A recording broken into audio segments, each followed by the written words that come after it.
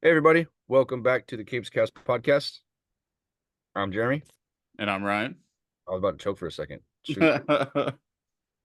Today we are talking about Teenage Mutant Ninja Turtles Number issue two, by Jason Aaron. and Raphael Albuquerque. And, Yeah, dude.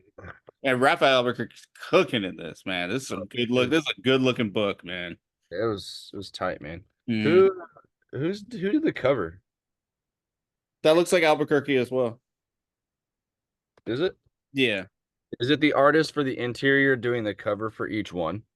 No, because the first issue was Joelle Jones and it still had Albuquerque on the cover for cover Uh for cover I I and picked I picked up the variant. That's right. Maybe that's why. yeah, because they're Okay. all doing like the cover B's with like where it has the artist doing. Right. Right. And then the cover A kind of seems like it's just the same cover, but from like different perspectives, right? You pretty much. Or am I? It's pretty much because the other one just shows like Mikey with the nunchucks, like it's kind of just like an art piece.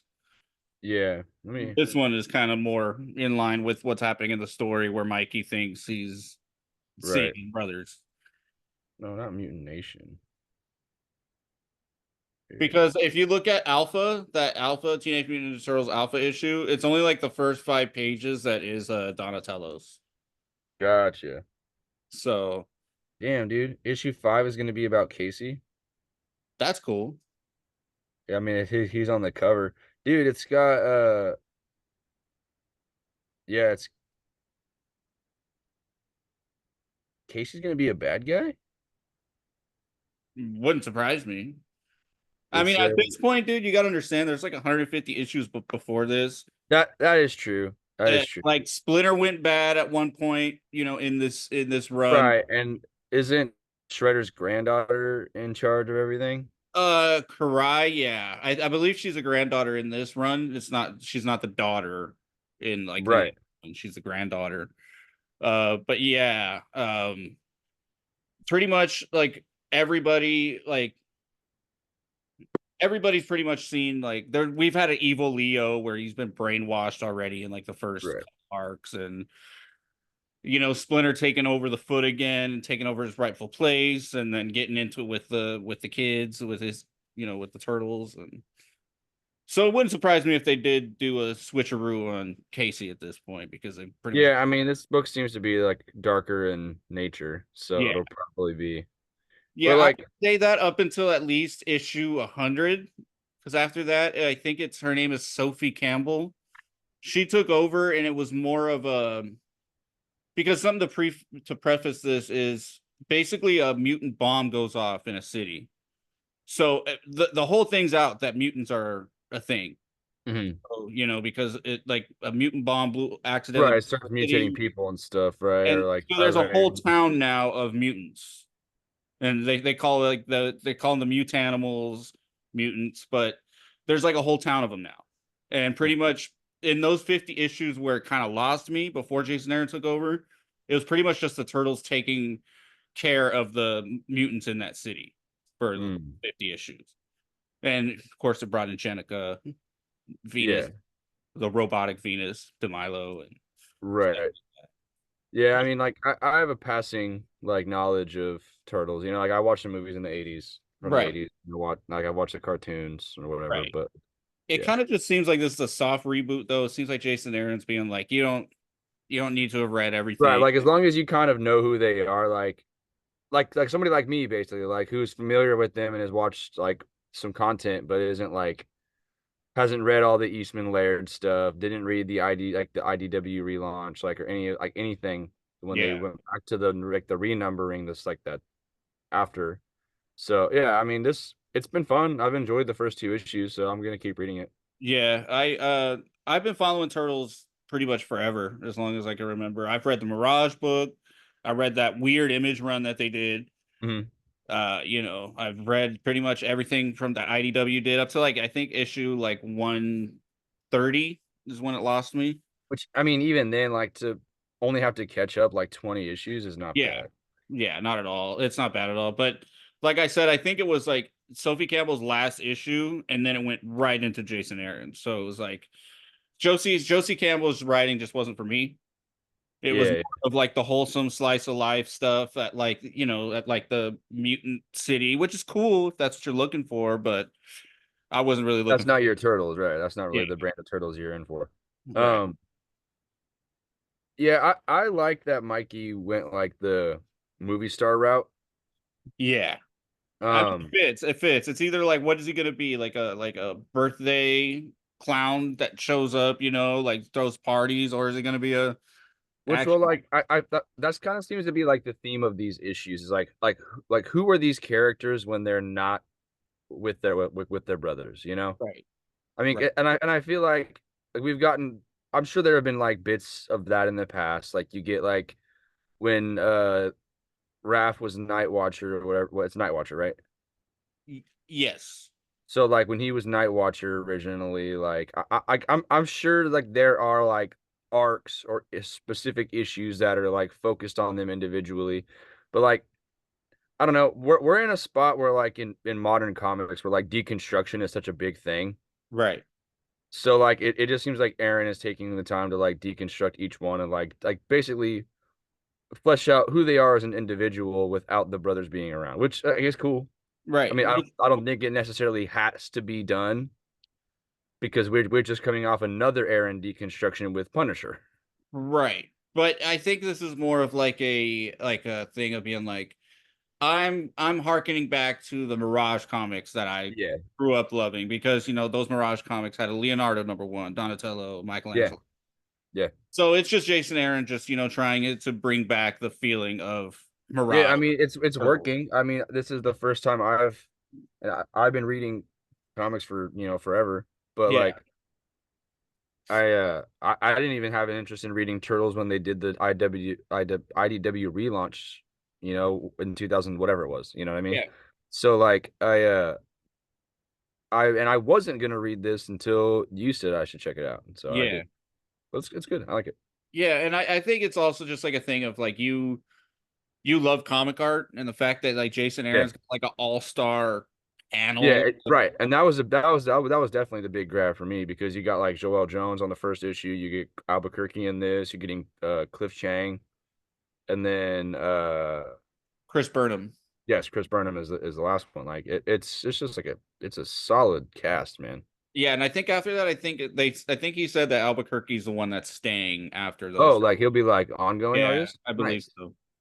Which Good. with the way that this looks, dude, I'm fine with it. Yeah, well like is when he when Mikey's just in like his regular clothes and he's just like vibing and like doing his thing, his facial expressions are like really good. Yeah, Like Albuquerque does a good job of drawing like making these expressions like look like genuine right, because I imagine it's kind of hard to draw a turtle's face like and still try and animate it in a way that's human. right. But Mikey is pretty animated. He's a very Yeah. animated, He's like the most animated of the four of them, but right. I I don't know. And Mike, I feel like it's always been a toss up for me, like who's my favorite, Mikey or Raph. But like, and it was nice to get, but like them as the first two.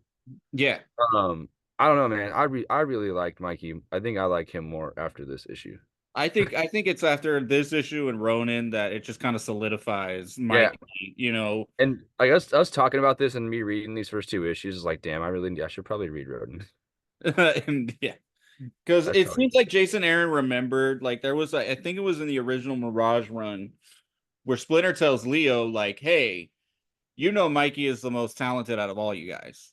He's the one I gave him the most challenging weapon, and he Right, and mastered then that before you three mastered any of yours." well, right, and but it's because he's such like nonchalant and like real like laid back and like just chill about everything is well, that's what holds him back. Right.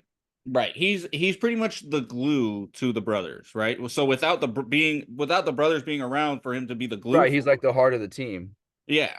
So he's it's pretty cool the way that Jason Aaron's really getting into like here's not just like who these turtles are, but where they fit in the band of brothers, like what their Yeah, purpose is with the band, and right. it's great, dude. I Um, who so the first few pages of this is just like us kind of like acclimating to Mikey's new life. Like he's a movie star in Japan, doing all these action flicks.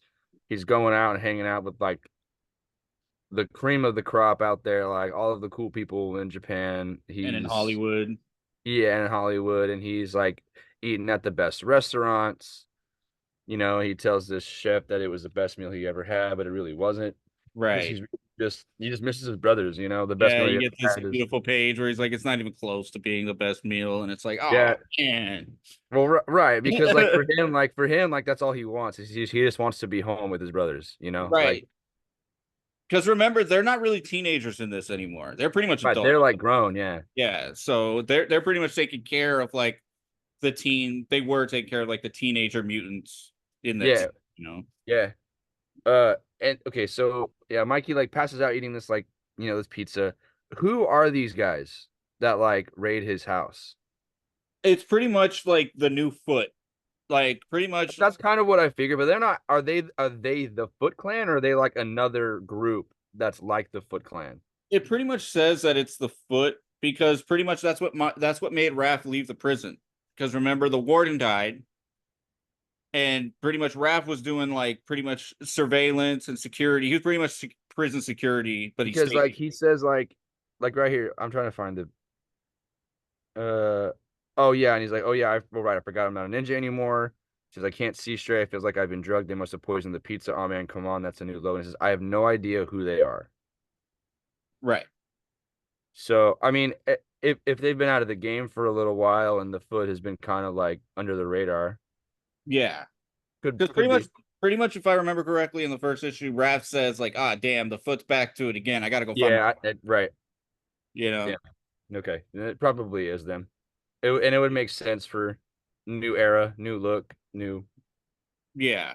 Pretty different much, this shoe is on the also what different happened in shoe. Ronin. This is what Yeah, happened in Ronin. different shoe on the foot, man. You know what I mean? Yeah, but this happened in Ronin too, where they had a truce and then it was broken. So it's pretty much it's kind of like Jason Aaron Red Ronin was like, I'm kind of just gonna do a modern Do you okay? Do take you this think maybe that this could lead to Ronin? maybe it possibly could. In my head canon, Ronin is the Mirage verse, and if you ask me, but Yeah. But like, do you know what I mean? Like, since you're already drawing up similarities, do you think like, well, maybe this isn't like a direct like lead in to Last Ronin, but like it's something like if you were to read a Jason Aaron's run, yeah, and maybe by the end of it, you could see where like a natural progression for this line could be the Last Ronin. it wouldn't surprise me. It would make all the sense to me to connect them because of Yeah, Ronin's success. You know, right. Ronin pretty much. I don't think we would have this book if Ronin didn't give Yeah. like big. Have you seen or heard anything like from Eastman, like in regards to Aaron and what he's doing on the book? Like, what does Eastman think? From what I've seen, he's just like I think he's happy that finally it's no longer him uh Yeah, I can see that. or Sophie Campbell. I think Eastman is at a point where he's like, I want to just see what my if I just let my creation go, like what people. Yeah, because that was my next question was like, do you think he's at a point now where he almost is like not okay, like letting go of his works, but also like letting creators that have been in the game for a long time take a crack at it. You know what I Yeah, mean?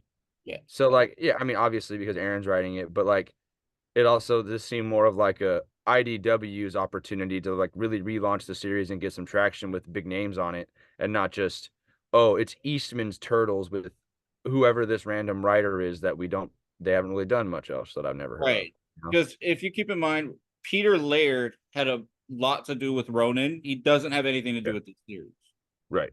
So Laird and Eastman, they've always had this kind of tit for tat with ownership, with all that. You know, when But it they're like still friends, right? they're still friends, but they prefer not to do business with each other anymore. If that makes sense. I mean, yeah, it's probably just one of those things where it's like it's better for them to be personal friends, not business friends. It's pretty much at a point where Eastman is totally okay with like certain merchandising and certain things Oh, like that. it basically is just drawn up to almost like creative differences. Yeah, because like Laird, for example, didn't really like the idea of them becoming a kid show. right? Like they didn't really like that idea. But Eastman was like, hell yeah, let's do it. Let's make it a household name. Right. Well, Laird was like, Eastman no, was this isn't probably Turtles. right. I feel like Eastman was probably looking at it from the perspective of like this could be something that we like literally can live the rest of our lives off of. Right, exactly. Like he's like this is something that we can put out long term and license out to people and we can make money off of and we can like basically like stay afloat. Right. Whereas I think it like for probably for Laird, he was more like passion, more passion. Yeah. Not not that Eastman wasn't passionate about the project, like about Turtles, but like just in the sense that he was so probably like protective of it. He Mhm. didn't want to like change it, let somebody else get their hands on it, which I get, man. Like if you're gonna put your heart and soul and all your effort into something, like be protective of it, but also like realize that there is an opportunity there for you to like to have more than just the IP is I Right. guess what I'm saying. Like because you can have the piece of paper that you drew the characters on, but what's that like? You know what I mean? Like that's not going to show you anything. Right. So I mean, hey, Laird can keep crying about it with the money in his pocket. It's fine. Yeah, he's making I a lot of would, Roman money, so I'm sure he's okay I with would, I would. I'd cry about it every day. Oh, that. look what they've done to my turtles and oh, my money. Yeah. It just pretty much comes down to that. Eastman's just more nonchalant about things. Yeah, Laird's more of a stickler about yeah. his. Which I mean, and that seems to be a lot. Like I feel like that's common. Like you have, especially when you have like a property that's involves more than one person that have created it. You get one person who's like, oh, I don't really want to let it go, but then you get the other person who's like, yeah, like no problem, let's make something more of it. Right. Like And I Eastman guess welcomes the idea of a multiverse, and I don't think Laird entertains it. let's slow down there, guy. Like, Yeah. I think to like Laird, he only sees turtles as like the My Mirage turtles. Like that's the yeah. only one that exists in his eyes, I think. But yeah. Uh, these last few pages, like it's just Mikey being under the effects of the poison he thinks, and he's fighting his brothers, but he's not really fighting them. Right. And then And you kind of see that like he's bitter from the fallout of it all yeah, too. He's yeah, basically like, like I'm so mad at my brothers. They abandoned me. They right. And it's funny because this is like a chance for him to take it out, like get some like pent up aggression out. yeah. And then he grabs these diamond nunchucks, Dude, man. the art for this part is so Sick. cool, man. Like this art is so Uh, I love that like diamond shining. yeah, like the prism effect that it looks sick, dude. Yeah, Yeah, I'm looking at it right now too. I'm like, it's dude, so it's like it with the sunglasses, everything. It just feels so yeah, like it feels so authentic, like turtles. yeah. Just It just looks good, dude. it does. And then there's like the last few pages, he's just fighting, and then Raph shows up to Right. help him out. And I it's kind of funny because they're like more people are dropping in to like fight them, and then the last page is just them getting ready to duke it out. Yeah. I love that. I love that because he's basically like, before when I was drugged up, I kind of thought Yeah, they were my brothers. And he's like, now I know for sure. yeah. Now I I'm know not. exactly what I'm the hell not I'm seeing doing. things. Like my brother's I, actually here, and you see him like start to fight him, and you're like, oh man. okay, so how do you think this next issue is gonna go? Because it's probably gonna be. Do you think it's gonna be half Leo and half this fight? I think it's gonna be. To be honest with you, I don't think we're gonna see this fight probably until the four brothers are back together. Dude, God. I think it's gonna be a thing of at the end of Leo's, we're gonna see Mikey and Raph show up. Maybe because we don't really see like a Okay, how about flashback. this instead? Raph. Maybe the first half of that book, or the first however much of it will be Leo's journey back to them, Could and be. then he'll walk in on them fighting and That would break be it up. cool. That would be Because cool. I just really, really would love to see like a few pages of the two of them fighting, but like breaking up their fight to beat the shit out of the Foot Clan and then go back into their fight. Yeah, It that'd be it cool. would it would be sick. Like have But like a three-way fight going on. that's totally on brand for this Mikey too, because it was So cool. Mikey who first broke off from Splinter when Splinter took back the foot. He Mm. was the one that was like, I didn't sign up for this. I'm not Right, gonna tolerate like this. right, like you've trained us our entire life to fight this, and you didn't tell us that you were the original like leader. Well, they knew, but Oh, they did know. they just kind of thought that if he got it back, it wouldn't be the more of the same. Hmm. It would be a better Foot Clan. It wouldn't be Yeah, back to normal. and it wasn't right. Right, right. He kind of just went right back to basics of when he, it's like, okay, Splinter's gone. Now it's back to when I had the foot, Yeah, yeah, which is basically like feudal Japan type rule, yeah. because that's where they're from. Which he never let go. Right. So, and that's pretty Because cool. this is they're actually from then, right? Yes, yes, they're actually reincarnated in a way. Basically, like they're like DNA from their lives before when they were living in feudal Japan was put into the The turtle. ooze or whatever. Interesting, interesting. Yeah, I don't know how much they're gonna go into that. I don't know if Jason Aaron wants people to think like, "Hey, these are your turtles that Yeah, just fell into the sewer with the ooze," right, but yeah, the origins for everybody's drastically different in this. Not in a bad way. I enjoy right. it. It's just new and Yeah, different. I don't know. It was good. I'm looking forward to the next couple issues. yeah. I I'm just gonna keep reading it as it goes, and if I start to not enjoy it, no sweat. I'll just not read it anymore. Right, but I think it's pretty cool that to see because everybody I know, it's either you love turtles or you don't. So that he Yeah, sees somebody who's kind of casual, yeah, still and enjoy like it. right, like it's funny because like I wasn't like super like hyped to check out the animated one that came out like right after Spider-Verse. Oh, the Mutant Mayhem one. Yeah, and Yeah, I actually really enjoyed it. Like it ended up so did being I. really good. So like I don't know. I passing interest, I guess, always has been, but now that I'm reading it, maybe if I enjoy it, I'll go back and read more.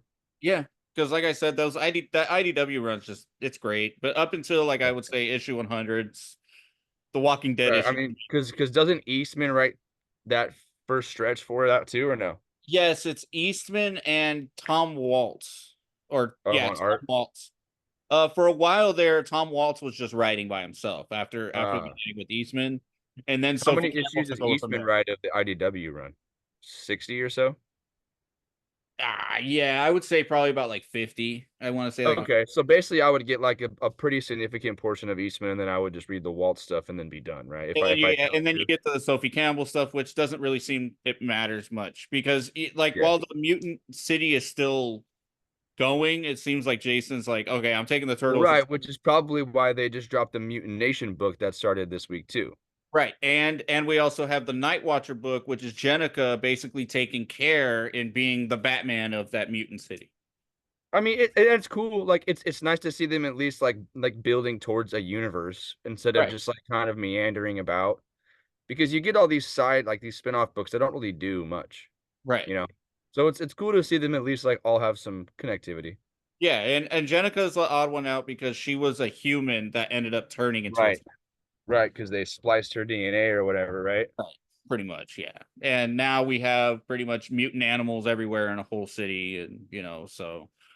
But Mikey was the one that was like taking care of all the kids there and everything like that. So it kind of weirds me out that we're seeing Mikey so far away from that now with Jenica taking that spot. But Yeah, yeah. Oh man, it's like I said, it's been good. I'll keep reading it. I uh I wasn't too thrilled that it was Aaron. I just his stuff's been kind of hit or miss for me the last couple of yeah, years. yeah. I'm loving the hell out of his off world. I'm loving the hell out Off of his World's not bad. yeah. I off did you read issue 5, right, of Offworld? Yeah, yeah. The the bots, bro. Oh, dude. Oh man. Dude, those Literally bots are the okay. awesome. I was so glad that it was like, all right, now I can punch. Now basically I can beat the hell out of you, and I was like, Yeah. great. Punch bots can punch back now. It's like hell Yeah, I yeah. was like, that's so. And there's like a bunch of them, bro. I was like, this is too funny, And man. I love it too that that's like Bruce's like pretty much like grounding person while he's Yeah, up there. Like he loves yeah. that punching robot. Yeah. He's like, It's don't so great. ever hurt Punchbot, man. It's so great. It's so utterly ridiculous that I'm okay with it. Like this is supposed to be second year Right. Batman in space It's funny recruiting because an I feel alien like we dog. even said that in the beginning. We Right. did say that because it's that second issue when he has the wolf where it's like, these beasts are untamable, Yeah. but they didn't recognize me as a man. They recognize me as one of their own, or whatever dumbass He line, was dude. like, no, he's like, he recognizes me as their alpha. And it's Yeah, like, and I'm oh, like, get out of here, bro. damn. And then he come back and he's like riding it, and it's his pet.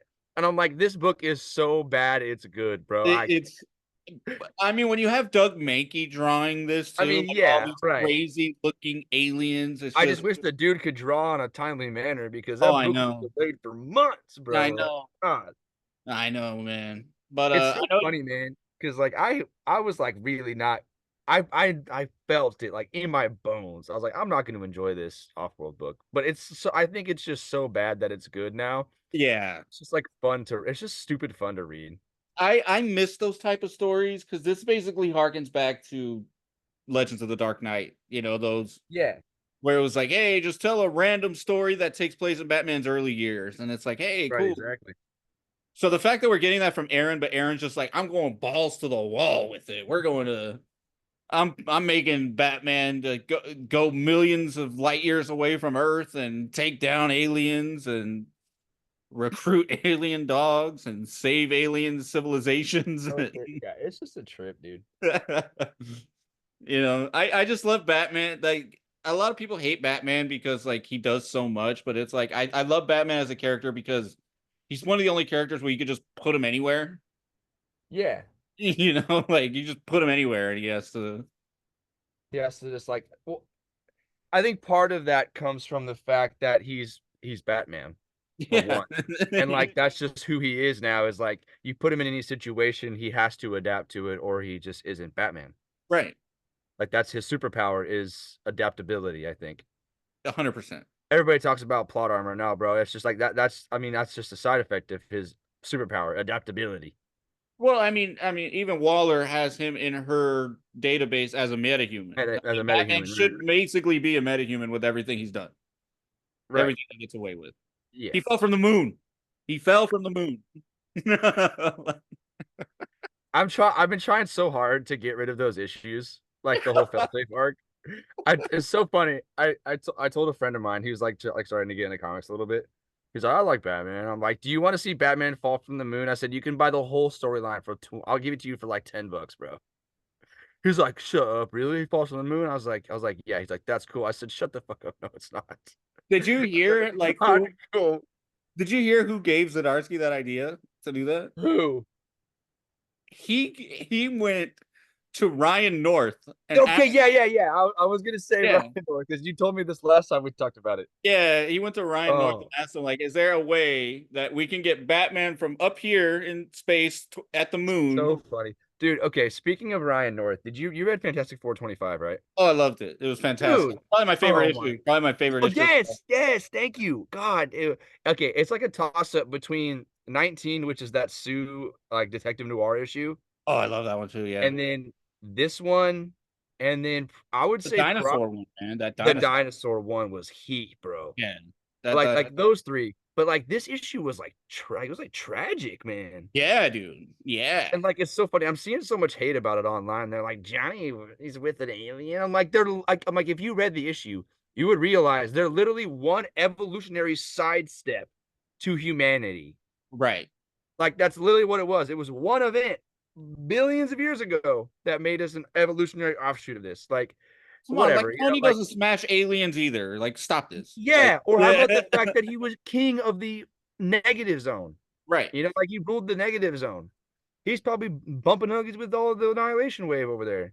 I think it's more of just like, just kind of showing like Well, the extra progressive nature of Fantastic Four, where it's like, right, hey, and it's like the Star Lord thing too. Like when people were yeah, tripping balls about him coming out as like pansexual, it's like the dude lives in space. yeah, He's shagging aliens. yeah, Like why are we pretending he isn't?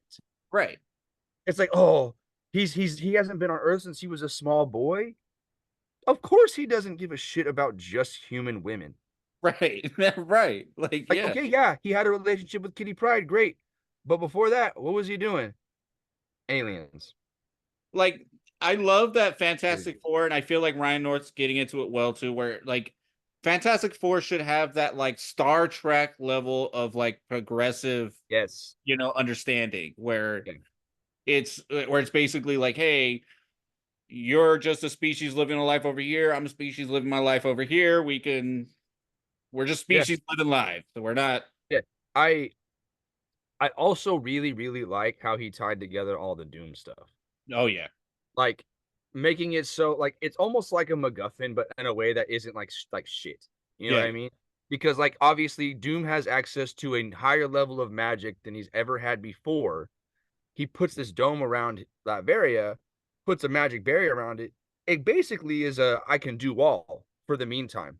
right. Because So missiles tried to hit that, right, and then basically he sent that like missiles back in time, which yes, changed yeah, the projection, yes. like So how they the had how to, the yeah, Earth.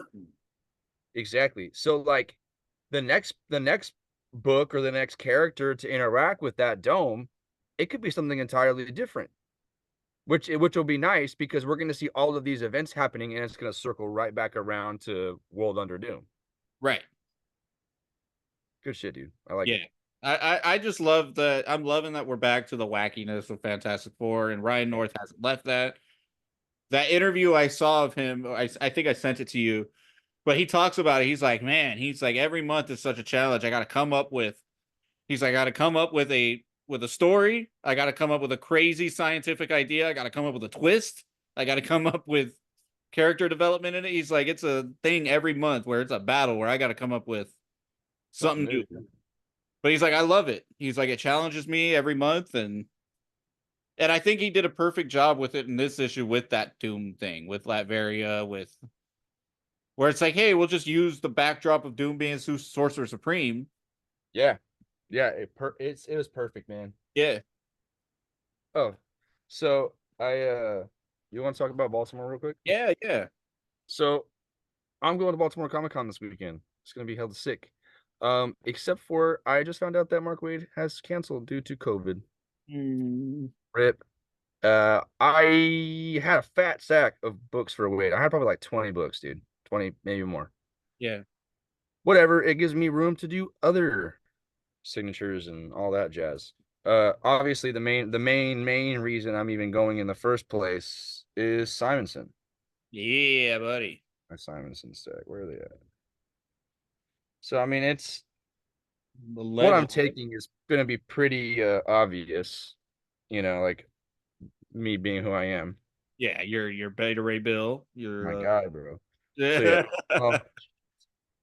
I mean, you see Walt Simonson, and you have to have him sign something Beta Ray Bill, right? Oh, dude. Of course. I also and they added a lot of people, man. So like Tomas is going to be there. Oh, dope. He said that somebody posted about it and basically saying like he's down to chat Rockefellers and Hornsby and Halo. Oh, cool. I'm gonna ask about that for sure. I Um, to this day say he's the perfect Fantastic Four writer that we've yet to get. yeah, dude. I mean, you got Ryan North. He doesn't get better than I that, mean, I guess. he's incredible too. But But I yeah, think no, Tomasi would be a great pick, I think, and that's what the Rockefellers kind of seems to be like. right, 100%. But yeah, so my Wade stack is pretty. You're gonna see a lot of this guy. Yeah, so 120 Yay, Beta Ray Bill, uh, newsstand 337, the classic, the classic. newsstand 338. Woo. Newsstand 339. Just a regular copy of 344 First Malekith. Nice. The last issue of his run. And then I have okay, so this is kind of like a weird one because I'm still not sure if I should have him sign it or not, but it's my Anaki Miranda Ooh, commission. He created the I mean character. that's his character. Yeah, And I think it'd be cool. I don't know. But then I have like the what if Donald became Thor? yeah. So I have a plan for this, right? We're gonna get Walt to sign it, but then next time I'm in Disneyland, I'm taking it with me because I'm gonna have the actor, the guy that plays Thor, in the park. I'm gonna have him sign it, and then I'm gonna have the character making or Donald Duck at the park sign it as well, and we're gonna frame it and put in Iris's room. Oh, that's cool. Yeah, I would also like I would like to do it with the Wolverine one, that I have, the Peach Momoko. Oh yeah, yeah, And then we also have the What If, it's like the Captain Marvel Minnie Mouse cover. yeah, yeah, And then the What If Minnie Mouse became Captain Marvel comes out in November. So if I think we're planning a trip by the end of the year. So hopefully I can do it all in that go. yeah. I think it'd be cool. My wife was like, "What if we took those to get signed?" I'm like, "Genius, bro. Literally genius." Is Kelly Thompson at any of these? Mentioned? You know, Damn it. yeah, bro. If she was at one of these shows, I have to change everything. Yeah. But That's and what I then was I've got about a to few. say, man. She's got a Uh, lot of good stuff. She's heat. yeah, this is a 350. It's one of my favorite covers from the run. Yeah, that's just clean. 353. So finale of the Surtur saga. Yeah. One of my favorite issues of the run for sure. 380. Just him Oh fighting man, that one's Midgard Serpent. classic, dude. It's a Yep. classic cover. Yeah. And then 381 when he goes into the destroyer armor. So like half of these are the first bit of that was our definite takes, but now that Wade isn't going, I have to kind of reevaluate things. Right. Then I got the Daniel Warren Johnson Thor Oh 24. yeah. So Simonson did a story in this, and it's like the origin of Beta Ray Bill. It's like how he gets the cybernetic enhancements, all that stuff. That's dope. And then that's Turtles. What the hell? I was like, oh, And you're that gonna was have it. That was it, I guess. Yeah, I'm gonna get Turtles signed by Walt Simonson. Yeah. Uh, no, and then I got hella other stuff. I got Philip Kennedy Johnson stuff I want signed. Oh, sorry. I might take this. Oh, that's dope. Yeah. Yeah, I might take that. I might take a couple extra copies of Beta Ray Bill because he has the letter in the back with Daniel Warren Johnson. Oh yeah. But then I've got just like random stuff like Joshua Swaby, Boyle, Mark Brooks covers. Um, I mean, dude, you buy like two variants each Immortal Thor issue, man. At least. no, yeah, and I have all those variants I can take Yeah. with me. But then I've got like my Steve Beach, Oh yeah, it's so clean.